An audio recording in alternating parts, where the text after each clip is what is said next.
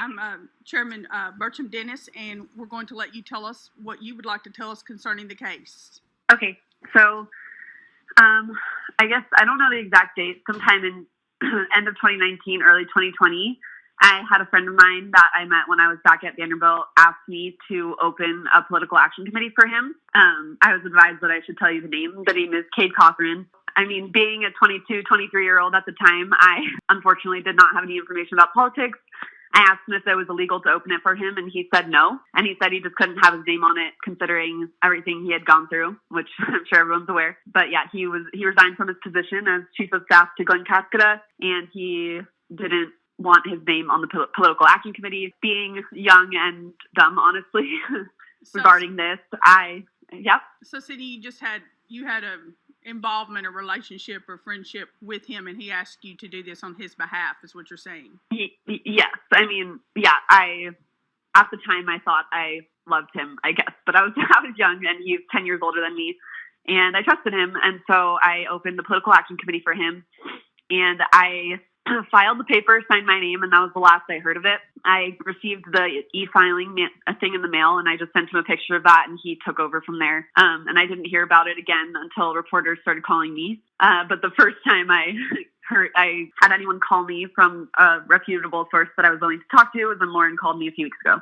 Let me ask you this. I am showing in the audit that there were some expenditures made from this particular political action committee. Were you aware of those expenditures in any way? No. But you were also the treasurer, correct? Yes, I signed my name as the treasurer, but once I did that, I never saw it again. So was your name on a checking account or able to disperse the funds? It shouldn't be. I hope not. So you were the treasurer, you opened the PAC, the money was dispersed, but your name was not on the checking account, and you had no knowledge of the disbursement that Mr. Cade was doing from the account. Correct. I didn't know what a political action committee really was. I didn't know it had anything to do with expenditures or bank accounts or anything. I guess I should have known when I signed my name as treasurer, but I thought it was really just people that support candidates, rallies, stuff like that. So what you're saying was you did this, and I understand you're young. We've all been there. Yes. I wish I was young again too, but we all I don't remember that far back. I remember a few things in my early 20s. But I guess what I'm saying to you is, do you now understand what a political action committee is? And did you receive any of Lauren, did she receive any of the filings or none of the letters because we couldn't find her, right? So most of the letters she did not receive until I was able to reach her a couple weeks ago, and I sent them all to her by email. So she does have them now. And I think she did. I haven't, this is Bill Young, executive director, and she can correct me if I'm wrong, but I think I reached out to her by email and was able to get her email address, and she did respond to a couple of emails I sent. Oh, I don't recall that. I could check my email. I didn't respond to anyone about this situation ever until Lauren called me. Were you familiar with the $7,000 expenses paid to Postnet and other advertising expenditures made from the Political Action Committee account at all? And if so, when did you become aware of that? Well, I was never aware of the exact dollar amount. I was aware that there were some sketchy things going on when I was called in July 2020 by a few reporters. And now my name's on the internet because of it. So I knew there was something going on, and I reached out to Cade at that time, and he told me nothing was going on and that it was just the media, and I believed him again. So. Oh, so wait just a second. Let me look, and I'm gonna get to you, Lala. So I'm not going to ask her questions. We need to accept the audit first. All right, let's have a vote to accept the audit. Make a motion to accept it. Second. All in favor? Aye. Aye. Audit approved. All right, so here's my next question. You said Mr. Cade reached out to you again. When was the last time you had contact with him? I would say last month when Lauren called me.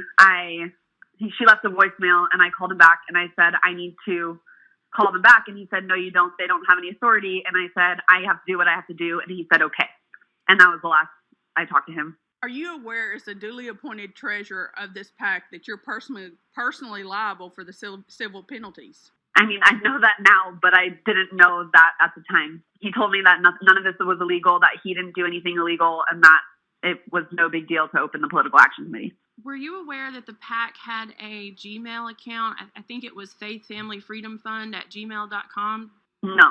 So you're saying you weren't aware of it. That means that you weren't ever, you didn't ever access that email account. Is that right? No, never. So I think, Bill, the conversations that you had back in the summer were with that email account, and presumably based on this, someone responded as if they were Sydney. That's correct. But someone was responding, acting like they were her. That's correct. And again, I sent it to the email account we had, and I have responses. I think there were a couple of responses I received. That was not me. Okay. At this time, I would like to ask the registry if I feel like we need to reopen this audit. I'll make that motion, Madam Chair. I will second. All those in favor of reopening the audit? Aye. Aye. Sydney, I really want to tell you thank you for your cooperation, your participation, and being so upfront with us about this. I think this No is, problem. I wish I could help more. well, you may be asked to help more. Yeah, I know. I just wish I had more information about it. What's concerning to me is that someone was responding to you to a Gmail account with our executive director also pretending to be you, and you were unaware. Yeah. I would recommend that we issue a subpoena with a ducis tecum component to this Mr. Cothren and haul him in for questioning and also for all the records he's got related to this. Clearly, he's a key link in the next one up the chain. I don't know how else to get him. I don't want there to be any delays. I don't know that we need a formal action by the board to issue a subpoena, but if we do, I would so move. Second. We have a second. All those in favor say aye. Aye. We need a roll call Aye. for We that. do need a roll call. I need a roll call on the subpoena. Fincher, Aye. Haynes, Lawless, Aye. Morton, Dennis, Aye. Golden. Aye. Thank you so much again for your cooperation. We Hold appreciate up, one more. Could we ask her if there's anybody else that she knows of that's involved in this other than Mr. Cothren? I do not.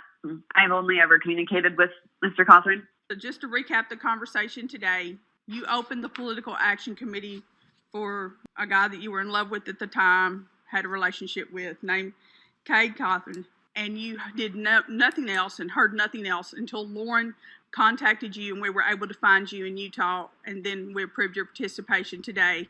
And all the responses that were done from the Gmail account that were pretended to be you were not actually you. That's correct. Yes. The only other thing I heard about it between opening it and Lauren calling me was when the media was calling me.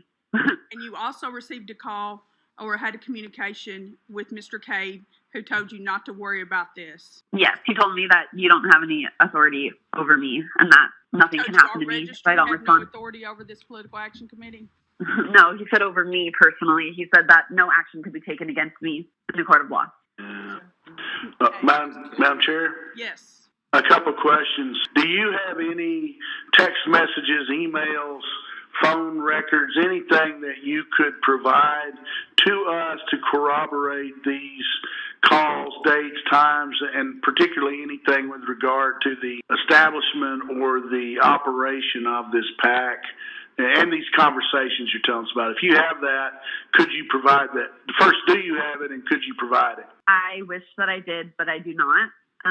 I deleted all of my text messages with him because I was very mad at him for my name being all over the internet regarding these political action committees. Well, Sydney, thank you so much. I think it's our duty to do what we have done today, not just for the public, for what we stand for. And I understand your situation. Madam Chair. Thank you. May I ask her a Yes. few questions? Ma'am, this is Tom Lawless. I also want to thank you for what you've done and said today. And I just again want to reiterate, you understand that the comments you've made have been under oath, under penalty of perjury. Okay. Yes, Do you remember? they are all true. Okay. And I'm not questioning that. I'm just doing it to make sure there's clarification of the records. Do you remember opening an account anywhere at any financial No. institution? Okay. I have not opened any accounts. So you don't recall ever signing signature cards or depositor agreements or any of those types of items? No, Okay. I don't And if- remember. I don't like. I don't think that I would have ever done that, not even for Cade. Okay. Okay. And if perchance you did, you have no objection to any disclosure under any federal or state statute to those records being submitted to this board for review and its auditors. Is that an Yes, that's correct. Okay. So you're an open book as far as this goes. Yes, I am an open book. I have Okay, nothing you to got hide, nothing. and I honestly just want it to go away. I understand, and to be candid with you, I don't think any of us on this board want to be in. No, but I have one more question for you. The PAC contributions were primarily made from one gentleman named Brandon Crawford. Do you know Mr. Crawford, or have you ever been aware of Mr. Crawford? No, I've never heard that name. And we understand that the financial disclosure statements indicate the PAC sent out multiple mailers over the course of several months for House District Race 92. Are you familiar with that at all? I have seen an article about it because my name was in it, but I don't know much about it other than the attack ads or something that were sent out. But I had nothing to do with it. I just know about it because I was called by a reporter about it. Thank you so much, Sydney. Anyone else Yeah. have questions for Sydney today? Thank you for your cooperation. We really appreciate your honesty. Yeah, of course. Yeah, Let me know if you need anything else from me. Yeah, well, will you make yourself available again to us? Of course. Yeah, whatever you need. Thank you. Ms. Topping from our office will be back in touch with you soon. Perfect. Thank you so much. Thank you, ma'am. Thank you for your cooperation. Well, That was interesting. that was interesting. Once we get subpoenas submitted, what then? We need to have a special meeting on it. Yeah, this is something I feel like. Pause. Mr. Executive Director, Madam General Counsel, what are the procedures for setting a special meeting? Do we need to vote on that? You can set. We will be setting our next regularly scheduled meeting, but you can certainly set a special meeting anytime you wish. I think it takes three of us, doesn't it? Four. Four. It takes four of us to set a special meeting. Okay. But it's going to take us a while to get those records. I'm looking at our auditor right now. Jay, what are your thoughts? Basically, you're telling me you're going to subpoena Cade, and At Cade least is at a- going to at a have to start. identify. So generally, we have the people identify the bank, right? Because otherwise, we have to send a blanket subpoena to every bank asking for records related to a specific entity. So what you're really talking about doing to start is to subpoena Cade to come in and talk either to us or to you all, probably both. I think it's And possible. And to bring any documents he has, because And whatever, yeah, we'll ask for the documents at the same time. But so it's yeah, he's the partially next going to step up be the his chain, seems compliance to me. and his We might want compliance. to subpoena that client, that guy that donated to it as well. He's out of North Carolina. We have attempted to contact the guy from North Carolina and have yet to be able to He's a do that restaurateur. yet. That is one of the reasons why we had the issue before, and the way the audit is written is because we couldn't contact anybody. Can I make one suggestion, Hank? This is more, and you're the certified expert. Do we need to send, or have we sent, a spoilage letter out to any of these people, including a member of the legislature? Not sent that letter, but if you would like for me to, I can. I think it's time. I think it's time. It's time. We've got enough now to. Yeah, I'm. Yeah, spoliation letter is a great idea. It tells them don't be destroying any of this stuff, or they'll have an adverse inference against them. The biggest thing is we might want to subpoena his former employer as well, Yeah, or I think the same his thing. direct report, I guess, which is Glenn. Do you think it's possible that Cade would tell us and give us the bank financial information prior, Jay? Possible. Anything's possible. Likely. I bet he goes deep underground, and I bet he's tough to find, and I bet we end up with having to haul him in under an attachment. If I was guessing, but he's already engaged in subterfuge and if the woman's testimony is accurate, and it's certainly credible to me, and it seems reasonable, there's not many links. He feels very confident of his position. I think he's wrong, but people like him, in my experience, the sheriff's got to bring them in before they believe the court can touch them. And the sheriff will. You just got to go through the contempt process. First, he's got to not show up. Then we get a contempt. And then we get an attachment. And then they go get him. And they're a lot more humble after they're wearing orange, having to answer for that. But I think we send spoliation letters to anyone that has involvement in this. I don't want to limit it, but this person in North Carolina that may or may not be fictitious, whoever the representative was that benefited from this, Mr. Cothren, and then if he was working for Casada when this all went down, then I think Representative Casada is an appropriate recipient of both a subpoena and a spoliation letter. Hank, it was Warren on the receiving end of these funds, House District 92. Yeah, I think he ought to be subpoenaed, don't you? But he may not have anything, but And it looks, in fact, like Brandon Crawford is a real live person, from what I can figure out. all you got to do is get a North Carolina attorney. I guess there's probably some reciprocal arrangement between the AG's office in there, Bill. Does have a P.O. box address in Raleigh, North Carolina, and he classifies himself as a restaurateur, self-employed. And he contributed $7,500 on July 9th of 2020. Interesting. I mean, it's a subpoena. You know, you can get them out of state. I'm actually doing one up in Ohio right now. In a civil case like this is, you need an attorney license up there, and they follow that state's Foreign Depositions Act. Texas is a pain in the neck, but I think North Carolina is not too bad. I mean, it's not insurmountable. And I bet the AG's offices have some reciprocal arrangement we can piggyback on. I don't know, maybe not. I feel like we've done what we need to do today. I'll send a letter to Mr. Cothren, to Miss Sidney again, Representative Casada, also to Representative Warner. Mr. Baum was the other recipient of contribution from this organization. I'll send one to Mr. Crawford, if we can try to get a valid address on him. A P.O. box address where things getting returned? Everything's been returned from that address. But we'll see if we can find another address. What's his name again? Brandon Crawford. And he's in Raleigh? North Carolina. Did you want to issue an additional subpoena at this point in time? If so, I think we need a vote for that. Do I have any motions for additional You have a subpoenas? motion? And for Okay, so we're subpoenaing Cade, Ms. Cothren.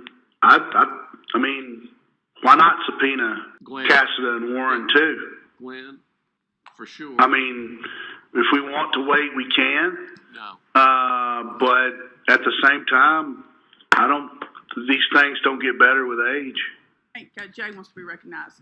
Warren has come in and spoke to you. You might want to just request if Warren would like to come back and speak to you again before you subpoena him. He has been very cooperative in this thing from the beginning, as opposed to just... What do you think? I mean, but personally, Lauren, I go back to you. Don't you think we need to have them under oath for this? I would recommend that they are under oath. You know, it is true that Representative Warner has been cooperative to this point. He has appeared before you. But at this point and at this stage, just to save time, you know, it might be better to go ahead and issue the subpoena. Let's get the record and perpetuate it. Is that one of those? So we have a motion on the table by Tom to subpoena all involved. And we have a second from... Just, for the record, Madam Chair, if you could again identify who all involved is. Representative Casada, Representative Warner, and then Mr. Crawford. I got 2 hits on that Crawford guy through my Finder program. One of them's in construction, the other one I can't tell. But I've got street addresses for them. I don't know if it's the same guy or not. Can you pass those on to Lauren? Sure. Thank Be glad to. All right, so going back to this... Yeah, the reason I'm mentioning the office manager for Representative Casada's office during the time in question is because you're going to have appointment books. You're going to have meeting schedules and things like that. Based purely off recollection, I think that was Mr. Cothren. That's a scary thought. Yeah. The General Assembly's website now lists the staff contact as Trey Tribble, but I don't know what his involvement was at the time. Motion is that we issue subpoenas to provide information. So just as a reminder, Charlie Baum. Tell us is the way to get to Brandon. Tom, tell us. Another individual. Charlie Carol Baum. Simpson. And Baum, but Carol Simpson. That was the office person. It's sort of. Kind of. Kind of. And then also Charlie Baum received money from this PAC too. So do we want to include all of them in the subpoenas at this time to get that all done together? It's the only way you're going to get to the bottom line. And spoilage letters to all of these people too. On Tillis? Absolutely. All right. Yeah. And Representative Tillis, or former Representative Tillis. Tillis of this whole thing, I believe, is the only one. I think, Madam Chair, I think more privilege, I think it would be helpful to point out to the public that the voting on the issuance of these subpoenas should not carry any inference one way or the other, particularly as to third parties. We're just trying to obtain information based on the facts that were put before us today. I agree. Thank you so much, Potts, for pointing that out. So back to Tom, to your motion and what all it includes now, revising it. Subpoena for any and all records, correspondence. Bank, help me out if I missed something. Yeah. Communications of all kinds by and between any of the following. Cade, Ms. Sydney. Well, Sydney. Carol Simpson. Charlie Baum. Tillis. Warner, and Casada. I do not think we missed anyone. Do we have a second on that long list? Second. We're going to need a roll call vote on this. Fincher. Aye. Haynes. Lawless. Morton. Dennis. Aye. Golden. Aye.